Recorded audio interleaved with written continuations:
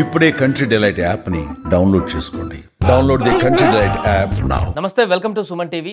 Asia cup లో పాకిస్తాన్, భారత్ పోటీ పడబోతున్నాయి. దీంట్లో ప్రధానమైన చర్చ అభిషేక్ శర్మ పైన కనపడుతుంది. వరుసగా అన్ని మ్యాచ్ల్లో కూడా తన విధ్వంసకరమైన బ్యాటింగ్ తోని భారత్ ను గెలిపిస్తూ వస్తున్నారు. సో ఫైనల్ మ్యాచ్ లో తన ప్రదర్శన ఏ రకంగా ఉండబోతుంది, తన పైన పాకిస్తాన్ సీనియర్ క్రికెటర్లు చేస్తున్న కామెంట్స్ ఏంటి, పూర్తిగా మాట్లాడదాం. మనతో పాటు సీనియర్ స్పోర్ట్స్ అనలిస్ట్ చంద్రశేఖర్ గారు ఉన్నారు. సార్ నమస్తే.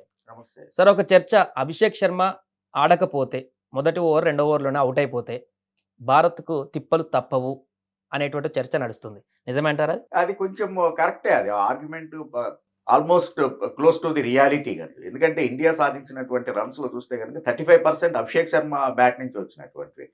ఎస్, ఏషియా కప్ ప్రారంభమైన మొదటి 3 మ్యాచ్లు అంత ఆకట్టుకునేటువంటిది లేదు. నో డౌట్ క్విక్ ఫైర్ అనేటువంటిది ఉంది కానీ, బట్ దాన్ని కన్సాలిడేట్ చేసేటువంటి పరిస్థితి. బట్ లాస్ట్ 3 మ్యాచెస్ ని గమనిస్తే కనుక 50+ స్కోర్స్ చేసినటువంటిది. సో ప్లస్ అభిషేక్ శర్మ ఉన్నంతసేపు ఇండియా డెఫినెట్ గా 200 మార్క్ చేరుకుంటుంది అనేటువంటి పరిస్థితి నుంచి, అది బంగ్లాదేశ్ తోటి కావచ్చు, లేకపోతే పాకిస్తాన్ తో జరిగినటువంటి మ్యాచ్ కావచ్చు. అఫ్ కోర్స్ శ్రీలంకతో జరిగిన మ్యాచ్ ఈజ్ ఎక్సెప్షనల్. ఆ తర్వాత అంటే Sanju Samson and Tilak Varma definitely credit వాళ్ళకి ఇవ్వాల్సినటువంటిది. వాళ్ళ కాంట్రిబ్యూషన్ తోటి 200 మార్క్ని మనం చేరాం. బట్ అదర్వైజ్ మిగిలినటువంటి 5 మ్యాచ్లని కనుక గమనించినట్లయితే అభిషేక్ శర్మ అవుట్ అయిపోయిన తర్వాత ఉన్నటువంటి ఆ ఫ్లో ఏదైతే ఉందో, యాక్సలరేషన్ తగ్గిపోయినటువంటి విషయం మనం చూస్తూనే ఉన్నాం. అందుకనే ఈ రోజున కూడా అభిషేక్ శర్మ మీద ఎక్కువ ఎక్స్పెక్టేషన్స్ అట్లా ఉన్నాయి. అతను కనుక ఆడితేనే ఇండియా ఒక భారీ స్కోర్ చేయగలదు అనేటువంటి ఎక్స్పెక్టేషన్స్ ఉన్నటువంటి మాట చాలా నిజం. అందుకనే ప్రత్యర్థి జట్టులో వాళ్ళు కావచ్చు, పాకిస్తాన్ సీనియర్ క్రికెటర్స్ షోయబ్ అఖ్తర్ లాంటి వాళ్ళు కూడా అభిషేక్ శర్మ మీద కాన్సన్ట్రేషన్ చేస్తున్నారు. ఎందుకు చేస్తున్నారు అంటే, నేచురల్ గానే ఎప్పుడైతే ఏ టీంలో అయినా సరే ఉన్నటువంటి బలమైనటువంటి ఆటగాడిని టార్గెట్ చేసి అతన్ని డిమోరలైజ్ చేసేటువంటిది, that's one of the game plan. దాన్ని మనం పెద్ద తప్పుగా భూతత్వంలో చూడాల్సినటువంటి పనేం లేదు. ఏ కంట్రీ అయినా కూడా చేస్తూనే ఉంటుంది. సో అందుకని అభిషేక్ శర్మ వికెట్ ని కనుక తీసేట్లయితే మిగిలినటువంటి టీం డిమోరలైజ్ అవుతుంది అనేటువంటిది కొంచెం ఈ ఏషియా కప్ లో కనబడింది. కాబట్టి వాళ్ళ యొక్క స్కోరింగ్ రేట్ తగ్గిపోతూ ఉంటుంది. కాబట్టి అతన్ని మెయిన్ టార్గెట్ చేయండి అనేటువంటిది. అండ్ ఎస్, మీరు అడిగింది చాలా 100% కరెక్ట్. ఈ రోజున కూడా అభిషేక్ శర్మ ఇంపాక్ట్ అనేటువంటిది అతను నిలబడితే కనుక వచ్చేటువంటిది. ఇప్పుడు షహీన్ షా అఫ్రిది మొదట్లో ఫామ్ లో లేకపోవచ్చు కాక, లాస్ట్ 2 మ్యాచెస్ లో అతను ఫామ్ అందుకున్నాడు, దట్స్ ట్రూ. బట్ యాక్చువల్ గా ఎంత పూర్ ఫామ్ లో ఉన్నటువంటిదైనా కానీ, ఇప్పుడు బుమ్రా లాస్ట్ మ్యాచ్ లో పాకిస్తాన్ తో జరిగినటువంటి దాంట్లో 45 రన్స్ ఇచ్చేసాడని చెప్పేసి you cannot discount Bumrah's ability.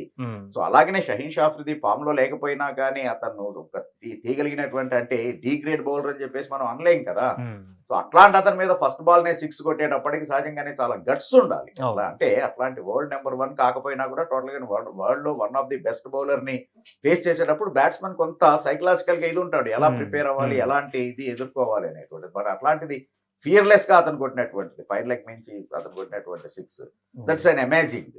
So కాబట్టి అట్లాంటి టాలెంటెడ్, అంత అటాక్ కౌంటర్ అటాక్ చేస్తూ ఉన్నాడు. కాబట్టి అభిషేక్ శర్మ వికెట్ అనేటువంటిది very crucial. Let it be Indian batting lineup కి సంబంధించిన కానీ, అలాగే పాకిస్తాన్ తరఫున చూస్తే కూడా వెరీ వెరీ క్రూషియల్. ఈ టోర్నమెంట్ లో ఓపెనింగ్ పేరు తప్ప మిగతా బ్యాటింగ్ ఆర్డర్ అంతా కూడా ఇప్పటికీ ఇంకా స్టిల్ కన్ఫ్యూజన్ గానే ఉంది అనేటువంటి చర్చ. వాళ్ళు వస్తున్న ఆర్డర్ కూడా అలానే ఉంది. ఎందుకు సార్ ఇప్పుడు ఇలాంటి క్రూషియల్ టైంలో కూడా ప్రయోగాలు చేస్తున్నారు అనేటువంటిది ఒక చర్చ. అంటే ప్రయోగాలు ఒక్కటి పెద్దగా ప్రయోగాలు చేసిందని కూడా నేను అనుకోను. ఈ అనలిస్ట్ ప్రయోగాలు చేసింది అనేటువంటిది కూడా ఏం లేదు. ఎందుకంటే నువ్వు ఎటువంటి ప్రత్యర్థితో ఆడుతున్నావు అనేటువంటిది ఆనెస్ట్ గా మనం ఒప్పుకుందాం. ఏషియా కప్ కర్టెన్ రైజర్ అంటే షెడ్యూల్ ప్రారంభమైనప్పుడే అందరికీ తెలుసు కదా, India is the hot favourite అనేటువంటిది.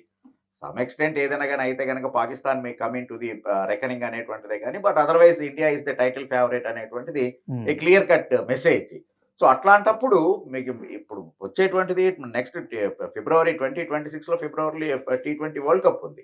సో కాబట్టి సహజంగానే ఎవరైనా కానీ దీన్ని ఒక ప్రిపరేటరీగానే, కర్టెన్ రైజర్ గానే ఫాలో అవుతూ ఉంటారు. సో అట్లాంటప్పుడు బ్యాటింగ్ లైనప్ ఎలా ఉంటే బాగుంటుంది, ఎలాంటి ఆర్డర్స్ లో ఉంటే కనుక బాగుంటుంది అని కొన్ని ఎక్స్పెరిమెంట్స్ చేయడం అనేటువంటిది జరుగుతూ ఉంటుంది. అదే ఒమన్ మీద జరిగినటువంటి ఇది. సో అదే ఈవెన్ యాక్చువల్ గా UAE తోటి జరిగినటువంటిది. సో అందుకని బ్యాటింగ్ ఆర్డర్ ని షఫిల్ చేయడం అనేటువంటిది పెద్ద మనం దాన్ని ఒక ఇదిగా చూడాల్సినటువంటి అవసరం లేదు. కాకపోతే ఏంటి అంటే, గౌతమ్ గంభీర్ హెడ్ కోచ్ గా బాధ్యతలు చేపట్టిన తర్వాత కొన్ని వివాదాస్పదమైనటువంటి నిర్ణయాలు తీసుకోవడం తోటి ఇది ఇంకా మరీ చర్చనీయాంశమైంది.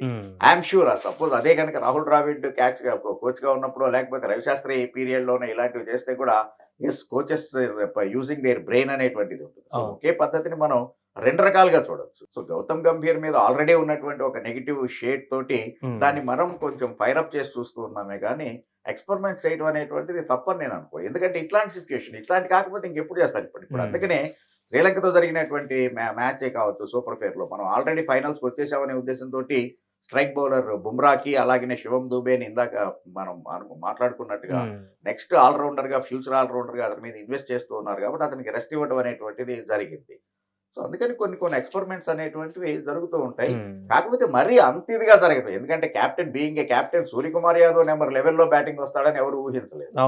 సో అట్లాంటిది మరి అదే అనేటువంటిది ఒక్కొక్కసారి ఏమవుతుందంటే ప్రయోగం చేయరా బాయ్ అంటే నువ్వు మరీ విపరీతమైనటువంటి ప్రయోగాలు చేస్తే మాత్రం అది మిస్ఫైర్ అయితే టోటల్ గానే టీం మొరాలిటీ దెబ్బతినేటువంటి అవకాశం ఉంటుంది. కాబట్టి అట్లాంటిది కాకుండా కొంచెం ఒక రీజనబుల్ ప్రయోగాలు చేస్తే కనుక బాగుంటుంది. రైట్. అలాగే ఈ ఫీల్డింగ్ విషయంలో కూడా ఒక వివాదం నడుస్తుంది. చాలా క్యాచ్లు డ్రాప్ చేస్తున్నారు మ్యాచ్లలో. ఇది ఇబ్బందికరమైనటువంటి పరిస్థితి కదా. అంటే ఈ టీమిండియా స్థాయికి అసలు అలాంటి క్యాచ్లు మిస్ చేయడం అనేది కూడా ఏంటి ఇలా అవుతుంది అనేటువంటి చర్చ. ఏంటి సార్ ఫీల్డింగ్ కోచ్ ఎఫెక్టా లేకుంటే ప్లేయర్స్కే కొంత ఏమన్నా అసంతృప్తి లాంటిది ఎట్లా కలుగుతుందా గ్రౌండ్ లో ఏం జరుగుతుంది? ఒక్కొక్కసారి అవుతూ ఉంటుంది. అంటే సహజంగానే ఫీల్డింగ్ అనేటువంటిది అంటే క్యాచెస్ విన్ ద మ్యాచెస్ అనేటువంటిది general saying in cricket. So కాబట్టి అది కాదు కానీ మరి ఈ రకంగా ఒక్క మ్యాచ్ లోనే 5 క్యాచ్లు వదిలిపెట్టడం, అందులోనూ మరీ దారుణంగా ఏంటంటే సైఫ్ కే 4 క్యాచ్లు ఒకే ప్లేయర్ ని 4 క్యాచ్లు వదిలిపెట్టడం అనేటువంటి మాత్రం ఏమాత్రం క్షమించాల్సినటువంటిది కాదు, క్షమించదగినటువంటిది కాదు. పోతే ఫీల్డింగ్ కోచ్ మీద అంటే ఫీల్డింగ్ కోచ్ తన యొక్క చెప్తాడు. ఇప్పుడు సపోజ్ కోచ్ ఉన్నాడు, కోచ్ ప్లాన్ అనేటువంటిది యాక్షన్ ప్లాన్ నెంబర్ 1 నెంబర్ 2 అనేటువంటిది ఇస్తాడు. సో కాబట్టి దాన్ని ఎగ్జిక్యూట్ చేయాల్సినటువంటి బాధ్యత ఆన్ ద ఫీల్డ్ ఉండేటువంటి 11 చేతిలో ఉంటుంది కానీ బయట కూర్చున్నటువంటి కోచ్ చేతిలో ఉండదు. సో సేమ్ ఫీల్డింగ్ ఇదిలో కూడా ఫీల్డింగ్ చేసేటప్పుడు అతను ఇచ్చేటువంటి తర్ఫీదు అనేటువంటిది అది ప్లేయర్లు దాన్ని సరిగ్గా ఇప్పుడు వరల్డ్ కప్ మనం గెలిచాము అంటే కనుక సూర్యకుమార్ యాదవ్ పట్టినటువంటి అద్భుతమైనటువంటి క్యాచ్. సో కాబట్టి అలాంటి సందర్భంలో మనం ఫీల్డింగ్ కోచ్ కి క్రెడిట్ ఇస్తూనే ఉన్నాం కదా.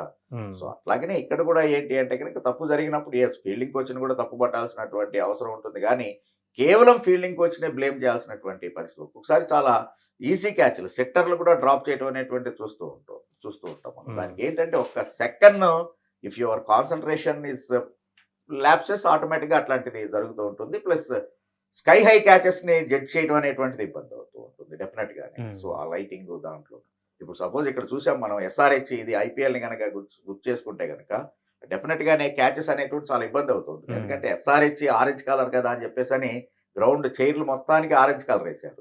సో కాబట్టి ఫ్లడ్ లైట్స్ లో ఆ ఆరెంజ్ కలర్ ఇదిలో బ్యాక్గ్రౌండ్ లో వచ్చినప్పుడు బాల్ ని జడ్జ్ చేయడం అనేటువంటిది ఇట్స్ వెరీ డిఫికల్ట్. అందుకనే ఇక్కడ ఎక్కువగా క్యాచ్లు డ్రాప్ చేయడం అనేది చూస్తూ ఉంటాం. సో అట్లాంటి ఒక్కొక్కసారి స్కై హై క్యాచెస్ ని జడ్జ్ చేయడం ఇబ్బంది పడుతూ ఉంటుంది. బట్ ఓవరాల్ గా మాత్రం ఆన్ ఫీల్డ్ క్యాచ్లను వదిలిపెట్టడం అనేటువంటిది ఏదో 1 or 2 ఈజ్ ఓకే. బట్ సెక్టర్లను కూడా క్యాచ్ను వదిలిపెట్టడం అనేటువంటి మాత్రం ఏమాత్రం క్షమించాల్సినటువంటిది కాదు. ఈవెన్ యాక్చువల్ గా మీరు క్యాచ్ల విషయం మాట్లాడారు, గ్రౌండ్ ఫీల్డింగ్ కూడా not up to the mark. అది ఎందుకో తెలియదు. డెఫినెట్ గా ఒకసారి మోటివేట్ అవ్వాల్సినటువంటి అవసరం ఉంది ఇండియన్ టీం మొత్తం అనేటువంటిది మాత్రం ఈ ఏషియా కప్ ద్వారా తెలియజేస్తుంది. Right sir, thank you. Suman టీవీలో మీ పర్సనల్ అండ్ బిజినెస్ ప్రమోషన్స్ కోసం కింది నెంబర్కి కాంటాక్ట్ చేయండి.